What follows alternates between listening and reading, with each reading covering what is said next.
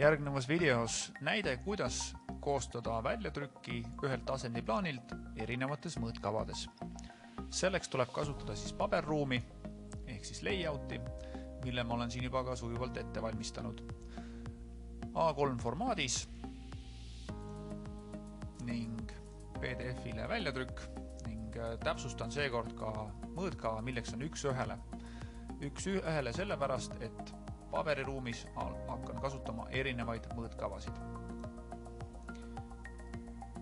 Kui layout on valmis, kõik muu ebavajalik on siit ära kustutatud, olen siia lihtsalt selgitavalt kirjutanud, et teen siis 2 layouti, millel on erinevad mõõtkavad. Valin ribbonilt layout ning siin on erinevad tööriistad nende viewportide tegemiseks. Ma kasutan neist kõige lihtsamad, ehk siis rectangular viewport ning loon siia 2 akent mudelruumi. Vaikimisi tulevad need aknad siis mõlemad sisuga, mis näitab kogu mudelruumi sisu. Ehk siis siin on meil erinevad joonised erinevates kohtades. Ja minu eesmärk on antud hetkel teha ülevaatlik plaan, ütleme siis kogu hoone joonisest. Ja selleks on siis mõõtkava 1:100. Ja nagu te näete, siis jällegi topeltklõpsuga liigun paberruumi ja mudelruumi vahel. Liikudes mudelruumi on mul siis võimalik siin liikuda, zoomida sisse-välja ning valida sobiv mõõtkava esialgu vaba käega, misjärel valin viewport akna ning täpsustan juba mõõtkava, milleks siis antud hetkel ma soovin saada 1:100. Paberruumi mõõtkava oli meil 1:1, mis tähendab, et siis kuvatakse 1000 mudelruumi sisu. Kui ma nüüd seda siis korrutan 0,01-ga, saan selle mõõtkava 1:100.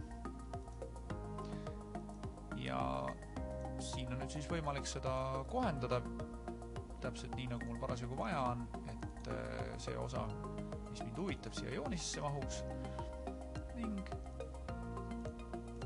mudelruumis olen siis kirjutanud siia juba teksti, mis siis näitab, millise mõõtkavaga antud hetkel see asendiplaan on. Ning teises viewport aknas valin siis näiteks ühe nendest tubadest, millest teen suurendatud vaate ja kasutan võib-olla siis vähe suuremat mõõtkava, näiteks 1:50 või isegi võib-olla siis näiteks suuremat 1:20, milleks siis kirjutan siia vastava numbri. Kuidas kujuneb täpselt see nii-öelda see custom scale? Seda saate siis lihtsalt rehkendada näiteks kalkulaatoriga või siis peast loomulikult. Et kui ma soovin saada mõõtkava 1:20, siis ma teen tehte 1 jagada 20 ja saan 0,05, mida ma siis saan kirjutada ka siia custom scale lahtrisse, kui ma olen valinud viewporti. Samamoodi asendiplaani scale on mul siis 0,01. Võin teha teistpidi tehte 1 jagada 0,01, mis siis näitab mõõtkava on 1:100. Nii, olen saanud siis paberruumis 2 erinevat väljavõtet.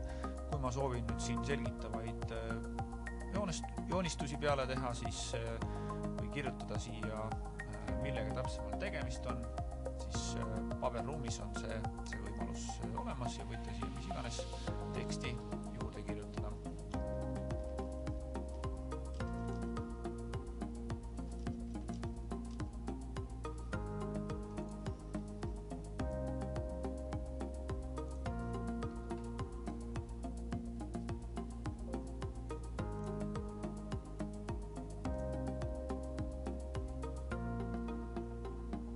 Kui väljatrükil ei soovi näha neid jooni, mis siis tähistavad viewporti ala, on võimalik need jooned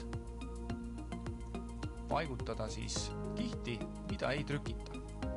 Antud hetkel on nad jäänud kihti põrand, aga võime valida siit kihi, mis on siis suletud, või alati kasutada DefPoints kihti, mis on vaikimisi abikiht, mida siis trükkimisel kunagi ei näidata.